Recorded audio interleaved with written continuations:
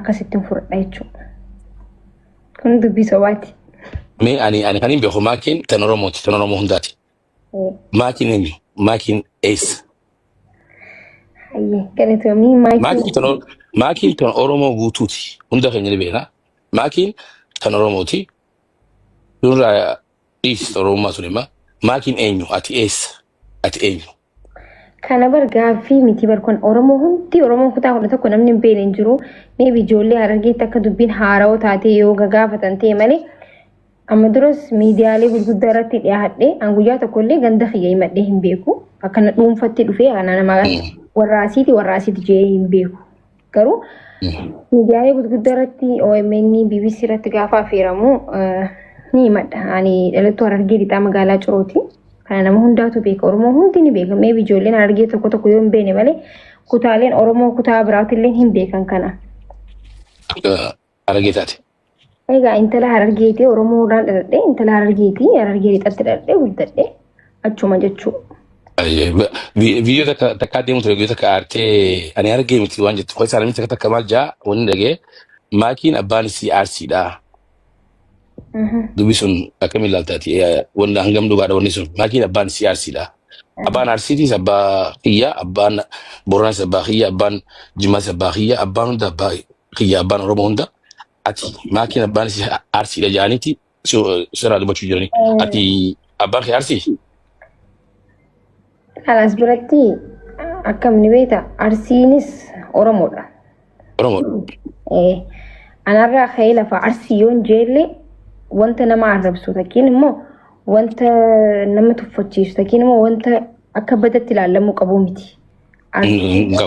Arsiinis ta'u Oromoodha. Harargeenis Oromoo obboleeyyan irraa horan walirraa jiraatu jiran. Lafaa kee Arsii simadhu.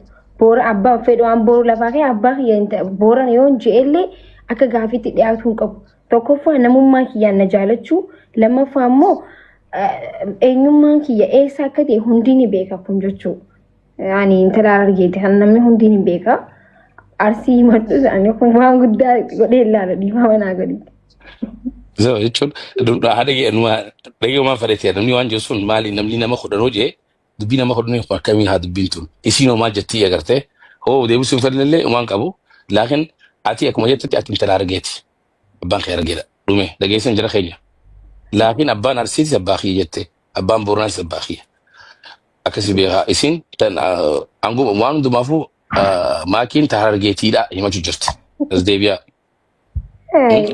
Maakiin amma ani mana keetiin dhufee si gaafadhe silaa mana kiyyaatti gaazexeessaa ta'uun qabaa warraa olii bakka haasawaa baradhuutiin jira jechuudha akka namatti gaafatanii waan ani sin gaafanne waan ati agartee maaliif uummanni takka takka ati Harargee miti sin ja'a ani sin gaafanne sunillee mee ati maaliif seetta namni takka takka maakiin Harargee miti jee warri olola sirra ofu sun maalirraa ka'aniiti yookaan eessarraa ka'aniiti waan sun fajja'uu danda'an. Dhugaa dubbachuudhaaf numaan natti hin dhagaamne maakiin Harargee miti jechuun maakiin Oromoo miti yoo ja'an haalaan natti dhagaaman akka maakiitti. Maaliif jennaan hiddi kiyya dhiini kiyya namni hundinuu ijoolleen ganda kiyyaatis ta'e ijoolleen waliin guddannees ta'e kan nama hundaa beeku warri garuu maqaa kiyya nan beekne har'a lafaa ka'ee Harargee miti yoo naan jee natti hin dhagaamu maaliif jennaani harargummaa namni namaa kennus namni namarraa fudhatus hin jiru jechuudha. Maaliif rabbii sii kana waan rabbii sii kana tokko immoo lafaa kee abbaan tokko irraa fuuna jechuun danda'u. Ani saan fedhetti ani miti yoon jeellee namni Harargee tokko lafaa kee ati dhugumatti miti jee keessaa na baasuu hin danda'u. Gandan fedhee yoo himadhee hanqan Oromoo keessa jiru takkatti rakkoo waan qabu natti hin fakkaatu kun jechuudha. Namni kun waan guddaa akka guddatti ilaalu ani dhugaa dubbachuudhaaf. Ani immoo akkatti fudhadhe si himu. Hedduu waan si jaalataniif namni Oromoo kun hedduu takka si jaalatan hundinuu si qabu fedha namni irra guddaan aara keessa jaala keessa waan si qabu hinaaffaa agartee hinaafee isin akkamitti waan sun jecha aarteellee jette wanni nuti nuuf hin galle akka kiyyatti akkanumti akkatti atis Harargee akka taate nuti beektaa Harargeedhaa dirree dubbannaa jennaami takkaan fitadha dirree dubbannaa ni lollaa namni kana beekamna ati akka Harargee taate ni irraanfannaa gidi atis aartee akkuma keenyatti dubbattaa irraanfatan namni ni tanaafi namni kan sin jaati ati qalbitti hin fudhatin. deema ofitti.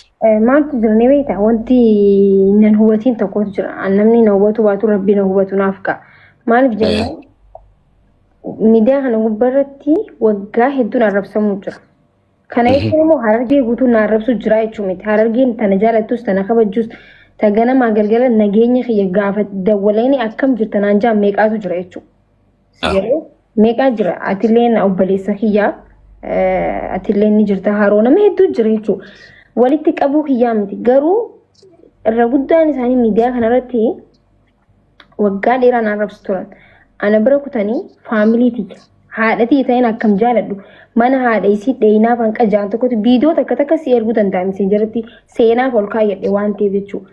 Amaarri takka naxxanyaa ijoolleen kutaa biraa takka gabbaatee akka ijoolleen teenya narra rorrisanii hin beekan. Amaarri takka mana haadha isii dheeyinaaf naan jeen beekanii ganama galgala asirratti waa hedduu dubbadhu jechuudha. Sigalee nam tokko dhiibanii gisee nam tokko if keessaa baastee dhiibdee arrabsitee nam tokko gisee waan bakka isin dhiisa isinirraa deeme yoo jee maaliif akkas jetti jaanii ammas lammada namarra duunu sirriidhaa miti. Maaliif waggaa gaafa gargaarsa harargeessanis hin qarqaartu isiin gargaarsa maa'uun gargaartu isiin dubartiidha humna hin qabdu osoo naan jaanii osoo arrabni dulli sunarra bu'u ijoolleen cinaan ijoolleen harargee na bira dhaabbatee kutaan Oromoo kutaan 11 na bira dhaabbatee irra du'ee ummata keenya ka harargee keessa beele har'a warri akkana arrabsu kun guyyaa san eessa turan gabbaanii dhaabbatanii hin dhaabbanne anaatu rakkoo san harkee namoota walitti keessaan ijoollee walitti ijaaree iyyee iyyisiisee miidiyaa kanarratti akkasitti ummata keenyaaf tirmadhe sun jechuun immoo ummata kiyya waan jaaladhuufi hojiidhaan malee harargummaa takkiin immoo eenyummaan hojiidhaan malee haasawaanii miti arrabsaanii miti jaalalaan kan deemuu qabu malee tooftaan kan namni deemuu qabu arrabsuudhaan takkiin aan akkasi jechuun harargee jaalatuu miti xiqqeessuu ta'a malee harargee jaalatuun hojiidhaan hojjettee agarsiisuudhaan aan akkan beekutti jechuudha. Waan dila kana giseen irra godhan callisee deebi'anii dheengadda waan biraa bultii kiyya keessa seenanii miidiyaarratti akkas godhee ibsaa maal jenna miira keessa seenee aarii baqqaanii ndaawum akkas ijee himadhee bikka biraa himadhee keessaa isin keessaa ubbee ijeen kutee beekta maaliif na roorrisan wallaahi na roorrisan wallaahi